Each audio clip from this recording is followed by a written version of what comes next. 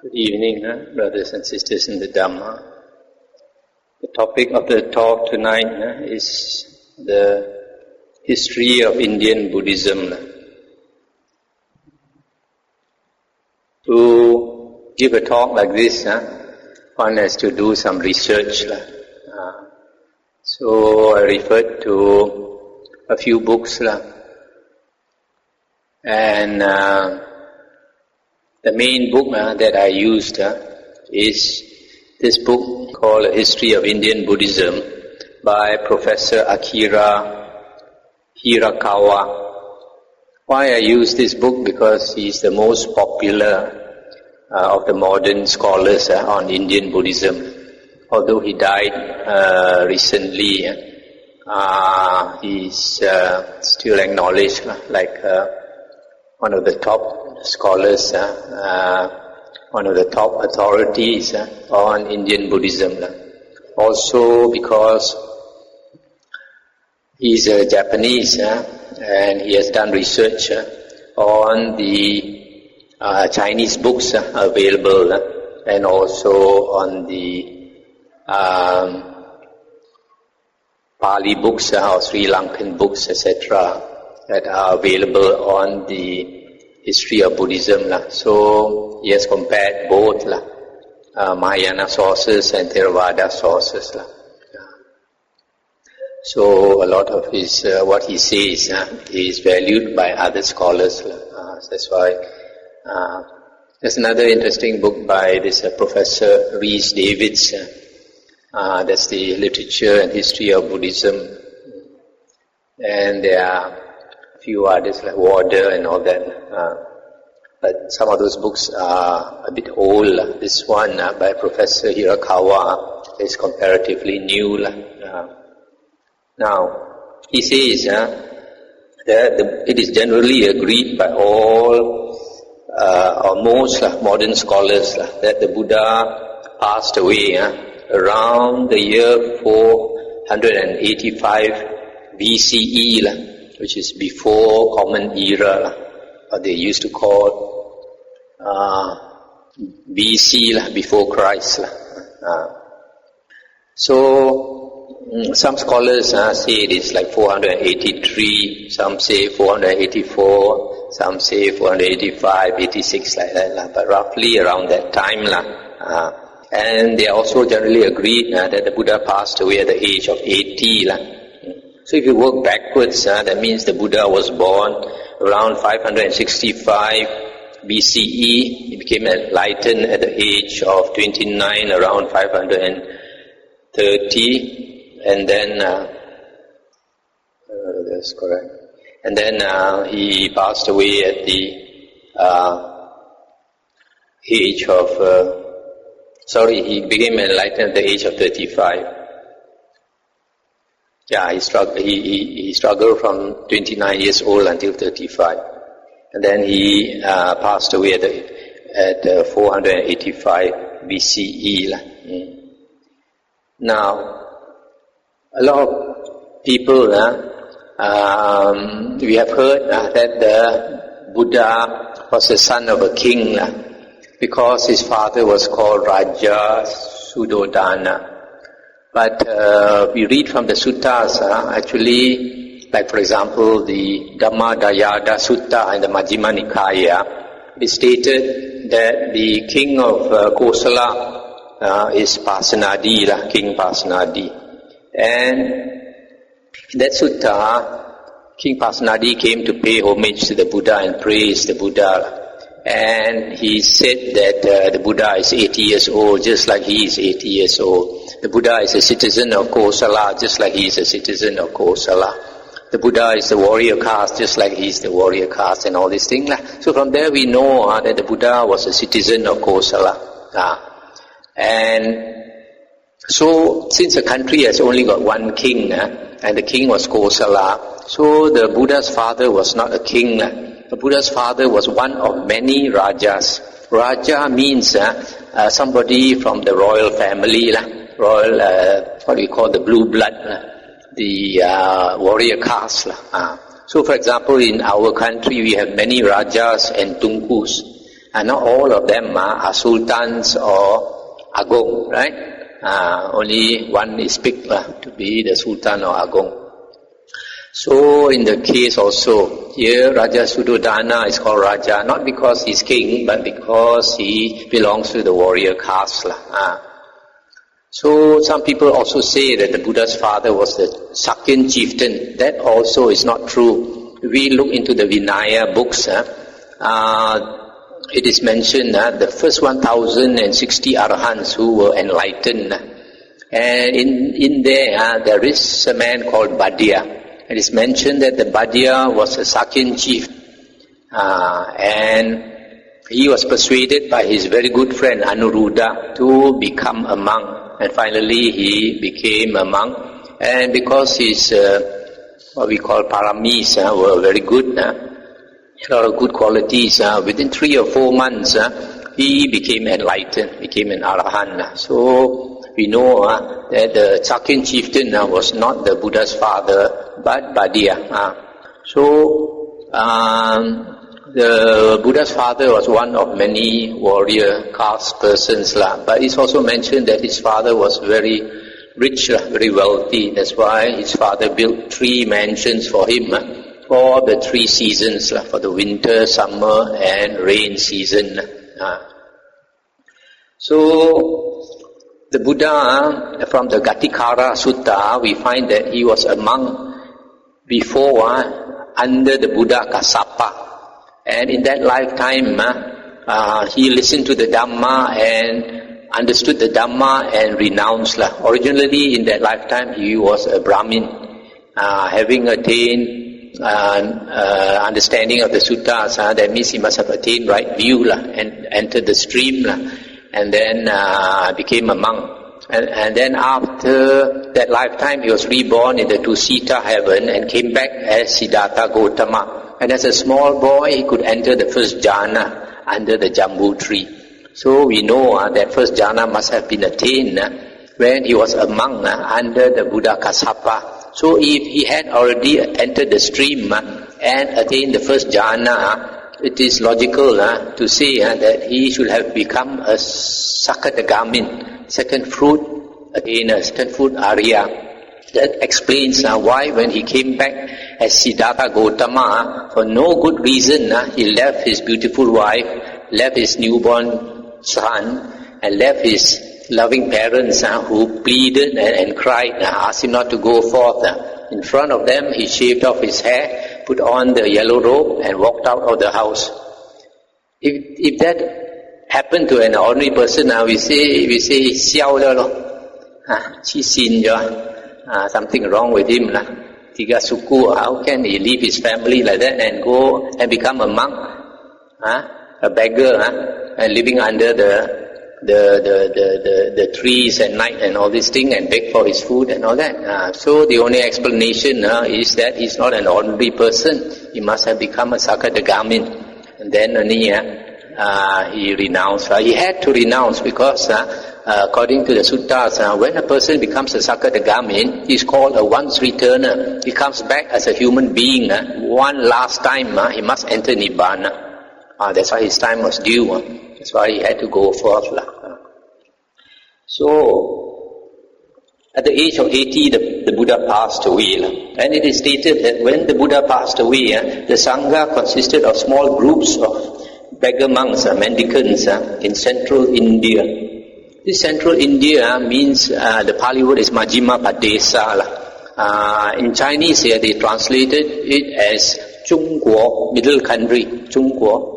So, from there, this misunderstanding arose that all Buddhas are born in China.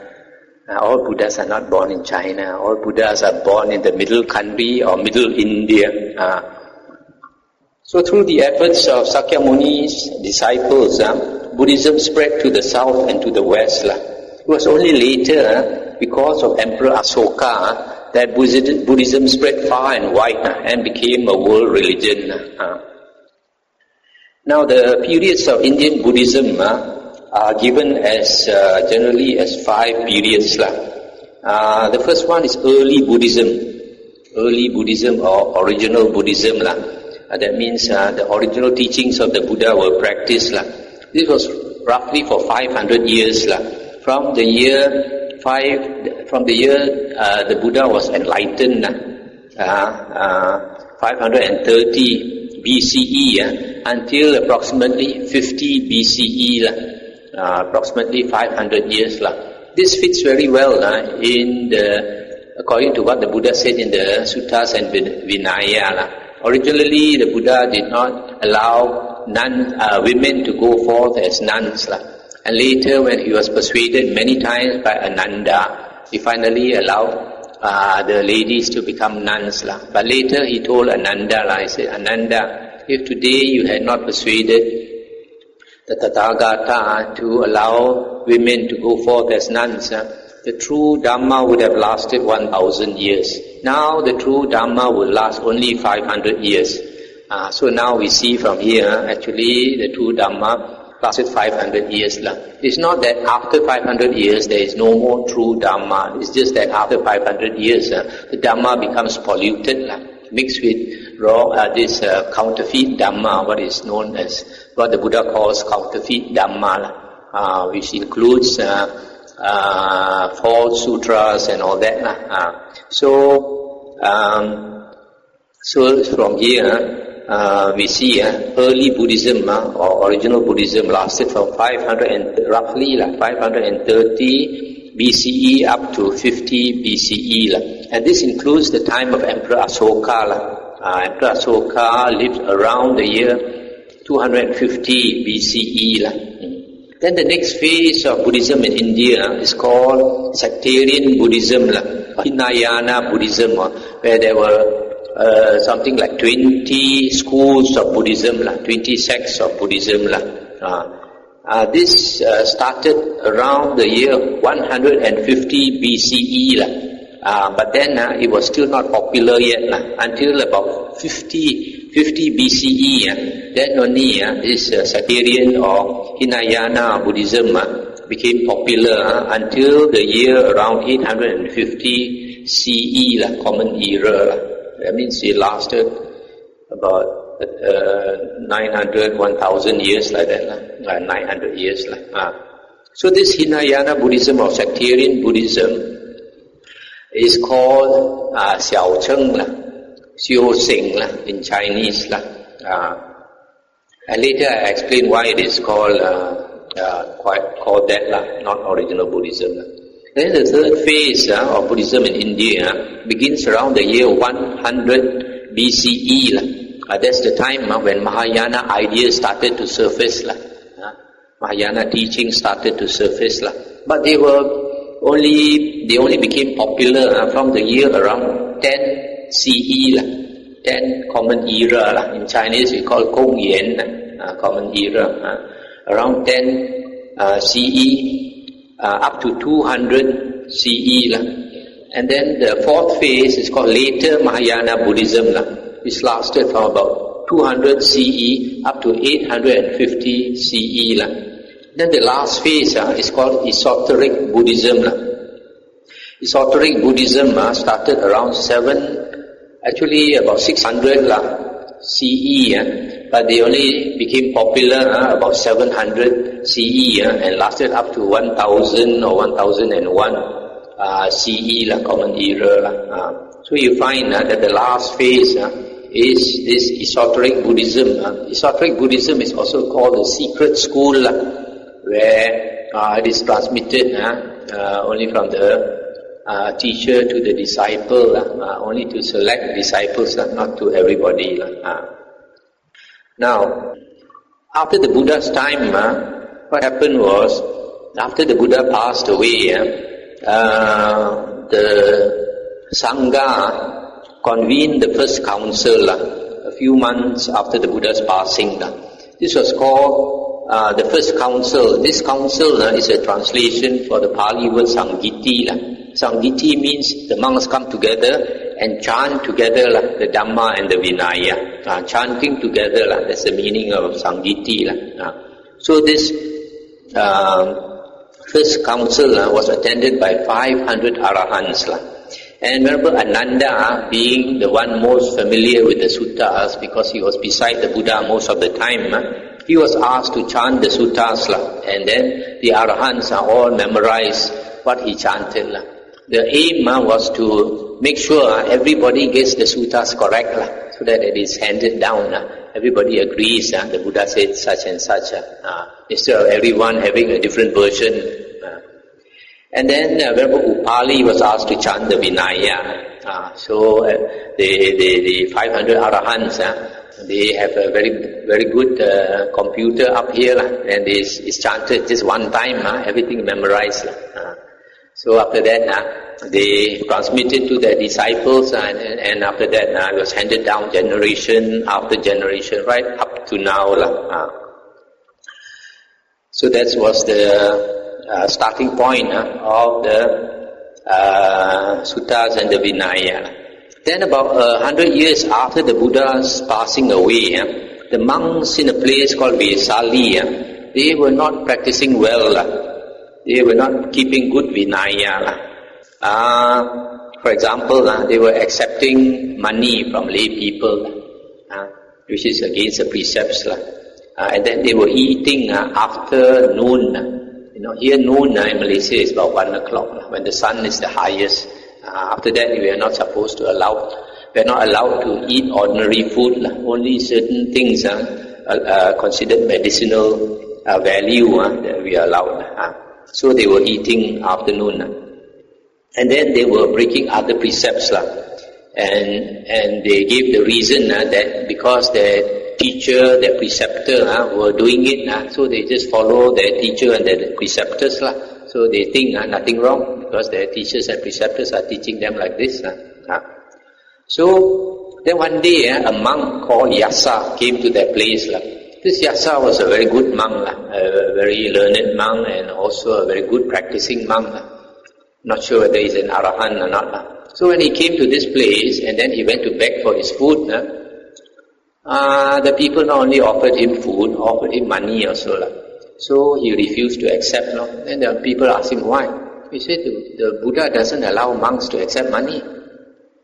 Then they say, how come? The monks here tell us that monks can accept money. So he said, no, not allowed. Then another day when he went for Pindapat, other people also offered him money, and also he refused, and he again had to explain. So very soon a lot of people came to know that this monk is saying cannot accept money, cannot eat afternoon and all these things. So they start to question the resident monks in Vesali. Why this monk says like that and you all say like this? So the monks are very unhappy in Vesali. So they held a meeting to discuss about this monk Yasa, who is saying things are different from what they say. So they decided expel him. Don't allow him to stay here. So they expelled him. So he went away. So he was not satisfied. He went to meet other good monks, other practicing monks, and told them what happened. So they said, we better go and confront these monks. So they started gathering good monks to come and have a whole a meeting with these monks. And when these monks heard that these good monks were coming to find fault with them, they also started to call other monks to come. So finally they had a meeting, and that meeting 700 monks attended. So when they held this meeting, they started to quarrel with each other. This side says like that side says like that. So there was no end to that quarrel. So finally they decided, okay, what we will do is we will appoint 4 monks from this side and 4 monks from this side. You select 4 respected monks, we will select 4 respected monks and let them, the 8 monks, decide. So they selected 4 monks, what is written as 4 monks from the east and 4 monks from the west, and these were very well-known and respected Theras, elder monks. So when these 8 monks came together, and then they decided on 10 points of Vinaya. these 10 points of Vinaya, whether a monk is allowed to accept money for himself. And they said no. According to the Buddha said in such and such book, in such and such a place, in the Vinaya books, the Buddha said it's not allowed. And then whether a monk can eat in the afternoon, they said no. The Buddha says in such and such a place that we are not allowed to eat in the afternoon.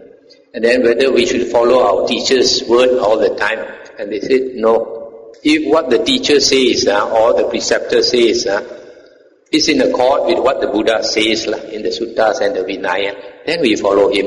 But if what the teacher or the preceptor says contradicts the Buddha's words in the suttas and the Vinaya, we don't follow him, we only follow the Buddha. So these 10 points were all voted in favor of the stricter monks. So after that the meeting ended. So the stricter monks, actually there are less of them. The more lax monks, there were more of them. So they were not happy, Later they held their own meeting, and they said they will not accept all these recommendations of the 8 elder monks. They would conduct themselves according to what they like, according to what they prefer. So in other words, they broke off from these good practicing monks. From here, the first schism started, first schism of the Sangha. The Sangha split into 2 groups. Originally, the Sangha was just one only, but now it's split into 2 groups. This is called the basic schism. In Chinese, they call it the Gen Pen Fen Lie. So, this happened about 100 years after the Buddha's passing away. Now you notice here, these two schools, these 2 sects, the stricter sect is called Theravada. They follow the word of the Thera, the elders. The majority, the other group, where they have more monks, is called the Mahasangika, because their Sangha is bigger. That's why they're called the Mahasangika. So in Chinese, the Theravada is called Sang Chuo Pu or Chang Lao Pai, and the Mahasangika is called the Ta Chong Pu. You notice here, actually, these 2 groups, the only difference is in the practice of the Vinaya. They still acknowledge that the suttas are the words of the Buddha, the Vinaya are the words of the Buddha, except that they want to practice differently, the Mahasangika. So, as time went on, slowly, the later monks, after the Buddha's passing away, the Buddha was not there to guide them. They practiced less and less. And then when they practiced less and less, they talk more and more. They begin to cakap banyak. So have a lot of difference of opinions. So from these difference of opinions, these are like different interpretations of the Buddha's words in the suttas and the Vinaya. So they interpret the Buddha's teachings differently. Then they start to break up into more sects, more schools of Buddhism, different Sangha groups. And then by the time of Emperor Asoka, which was about 200 years later, or 218 years later, there were another 18 sects formed from the original 2. In other words, there were about 20 sects, 20 schools of Buddhism by the time of Emperor Asoka.